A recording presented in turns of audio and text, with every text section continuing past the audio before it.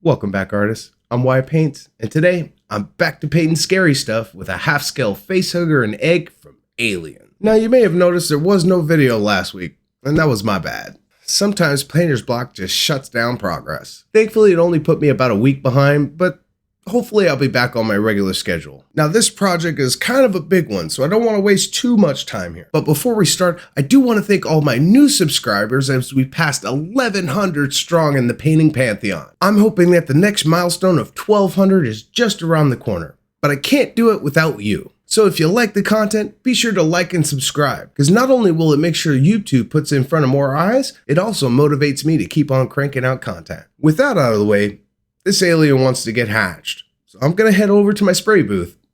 Let's get started. I broke this project into two parts, the first being the egg, which also served as the base. Since this is such a large build, I decided to print this in PLA for strength and material costs. With 4 walls and a 10% infill, it ended up taking about 2 rolls and around 9 days to print. To save my client on shipping costs, I'll have to keep the egg in multiple parts, so unfortunately I won't be able to address all the seams, but the alternative would be paying upwards to $160 or more for shipping, as opposed to $50, so it's going to be a pretty easy choice. Now, even with a fully tuned printer, FDM prints will come with layer lines. To combat this, I gave the egg a few coats of filler primer. I find that filler primer fills a lot of the minor lines well, but if you need a perfectly smooth surface like for a helmet, you'll want to sand over this and repeat the process at least 2 or 3 more times. But an organic surface like this, you can get away with just a few coats and leaving it to dry. As for the petals, I needed to do something that was a bit more robust, so I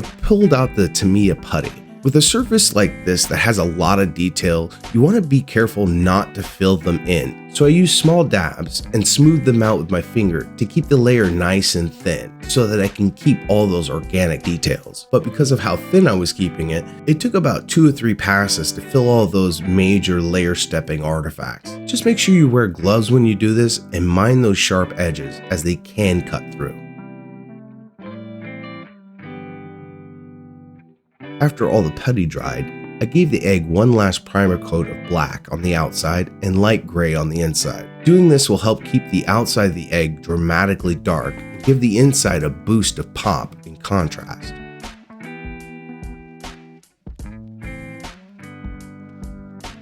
Before I could move on, I noticed a bit of a gap between the two halves that ended up being caused by a bit of fused support material that I couldn't remove. So to solve this dilemma, I had to do a bit of an amputation and chisel off a few millimeters.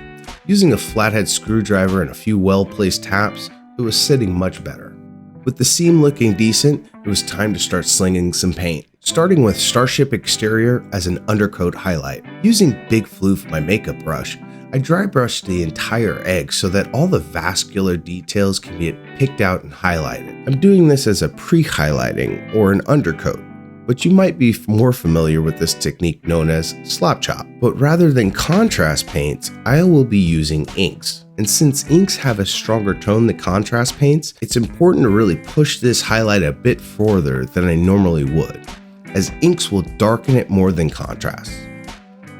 Unfortunately, some of the more persistent layer lines got picked up in this dry brush, which, to be honest, is kind of expected. Thankfully, since it was anticipated, I had a plan to counter this, using some Pro Acryl black ink. In this case, this ink was perfect for the job of muting these lines. The key thing to focus on here is to break up the patterns.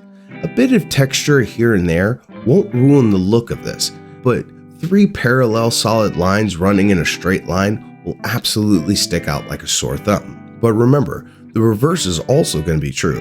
So if you have a significantly long line to cover up, consider speckling over the line to just break up the pattern, rather than trading a white line for a black line that would just stick out just as much. This is also a good time to take care of any of the dry brushing that got caught on an edge where the seam will be, because I'd rather not highlight where the parts join.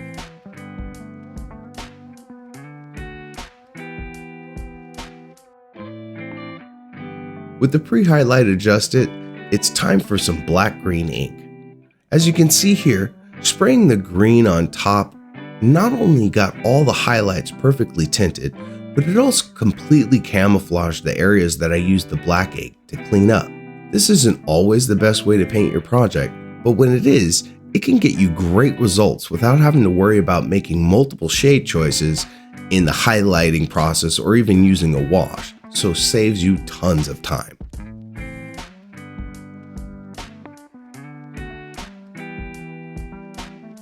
Putting it all together once it was dry, it barely fits in my spray booth, but it's coming along nicely. Moving on to the inside, I grabbed Warlord Purple for the base. Spraying and trying to get into all the nooks and crannies ended up being a pain, and honestly at one point I almost wanted to take it apart just to get in there. But thankfully, my Tetris upbringing prepared me for the goofy rotations I needed to get in there to get it done, and everything came out sufficiently purple. Next up, Old West Rose was used to lighten up the purple and give it more of a fleshy pink tone. I concentrated this more around the opening of the petals, mainly to knock down the purple and create a more naturally flowing shading and variation to the flesh tone. It's important to not overdo this and completely lose that purple base.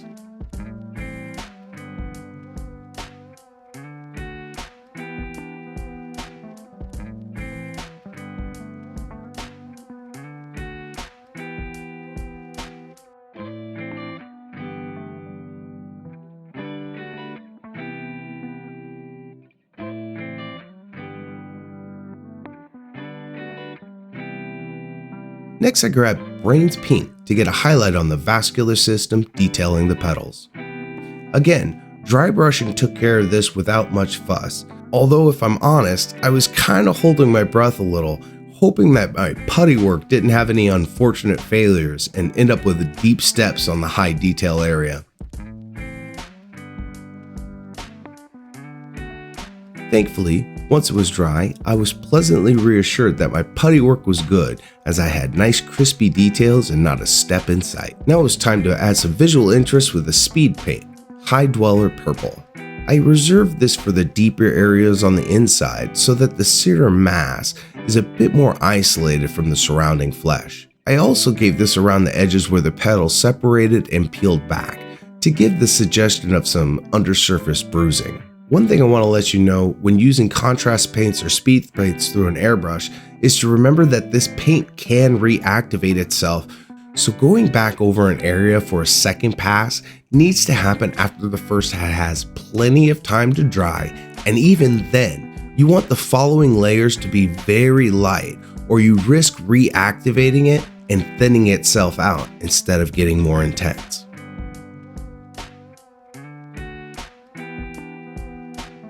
Next contrast paint up, Fire Giant Orange. This was used in two ways, not only as a segue from the more purple bits, but also around the edges where the black green of the outside met the pink flesh of the inside. But care is needed for this, because similar to how pinks can take over reds when you're using it to highlight, oranges can do that to pinks as well. So it's best to keep it a light touch and only go heavy where I really want to pump up the vibrancy.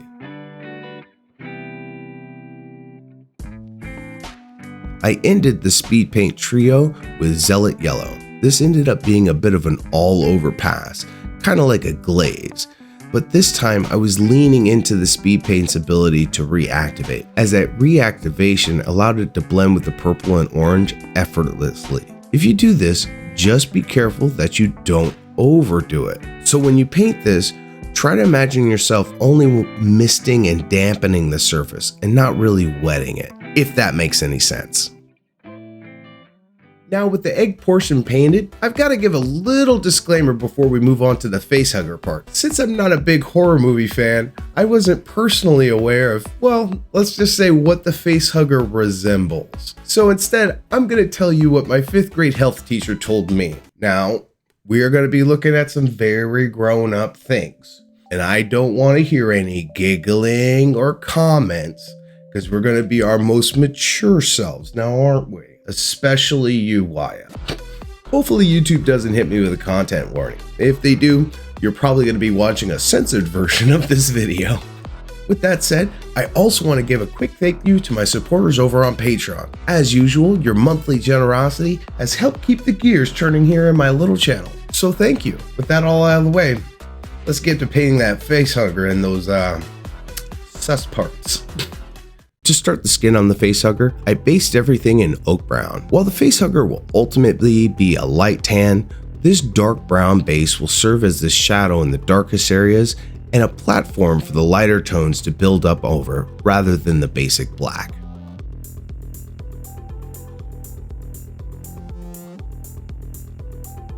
I followed this up with cobalt skin as the main mid-tone. This color was almost perfect for this use. Not only is this a light tan that I wanted to highlight the brown, but it also has a little bit of pink in it that gives it a bit more of a fleshy appearance.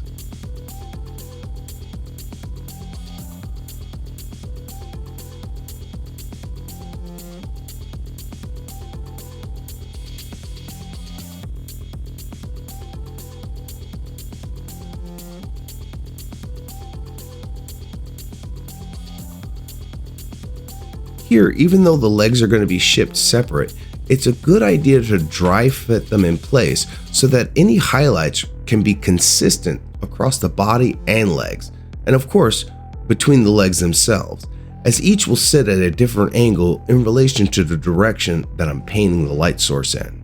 Then I mixed in some Brains pink to make it slightly more pinky for a final highlight. As you can see, I had to restrict my painting angle to maintain the lighting source that I've already established, as I couldn't really move the model too much without the legs falling out of place. Next, it was time for a wash with light tone. And here is where I made an oopsie. First, I didn't save my work with a clear varnish. Then I compounded the issue by not giving the skin layers enough time to fully dry and cure. Putting this wash on started eating into my previous layers immediately, and in some spots it got all the way down to the black primer. A total bummer. Don't let this happen to you. Airbrush layers are super thin, so when you're happy with your results, be sure to hit it with a coat of varnish. This will act like a safe point that you can always clean back to and also protects it from anything ruining those previous layers. But in this case, I'm just gonna have to fix it. So I came in with cobalt skin and gently repainted our problem areas while being careful not to overdo it and take away all the shading we did from the light tone. This was also a good time to give the tail a once over, but since it was an FDM print and very porous, the surface was very thirsty and I needed several coats just to match up the vibrancy of the main body.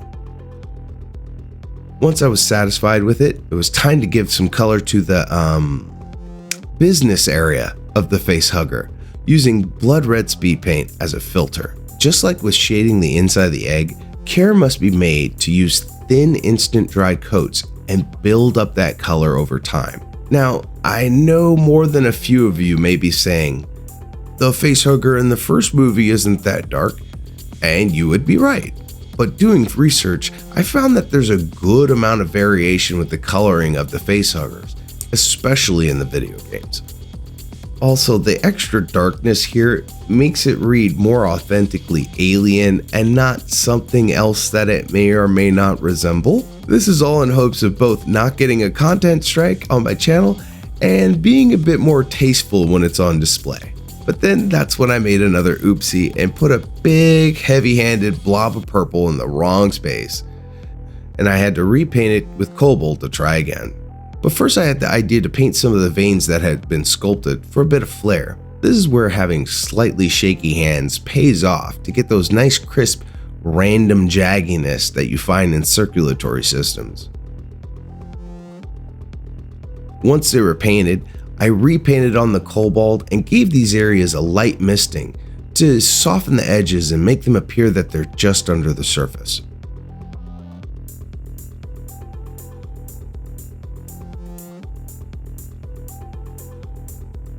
And after a bit of back and forth with speed paints and cobalt skin, I found the sweet spot of not too dark and not too light that my client liked.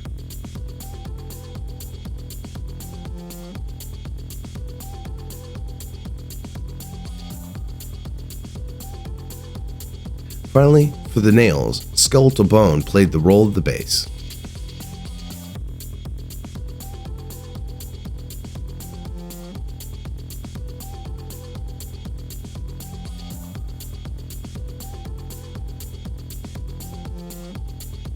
followed by a quick pass of palette bone speed paint as a simple wash.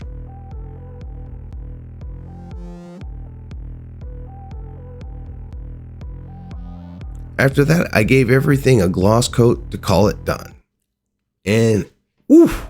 Now again, since I need this to stay in pieces for shipping, I wasn't able to fully assemble it for the fancy 360 spinning shot, so here they are in their separately but full glory. What do you guys think? I can say for myself, after spending so many hours up close and personal with this, I'm a lot less freaked out by the aliens in the movie, but also a little bit more scared of ladies now for some reason, I don't know. So maybe that's something to talk with the therapist. If you are brave enough to try this STL, there'll be a link in my description where you can get it. Also, don't forget to like and subscribe and leave a comment. That kind of feedback keeps me motivated to keep cranking these videos out. And next up, I'm going to be starting my 1/6 scale Fantastic Four diorama, so keep an eye on the channel for that one. And that one's going to take a lot of painting, so I better get cracking on it. So as always, thank you for watching, stay creative, and always enjoy the process.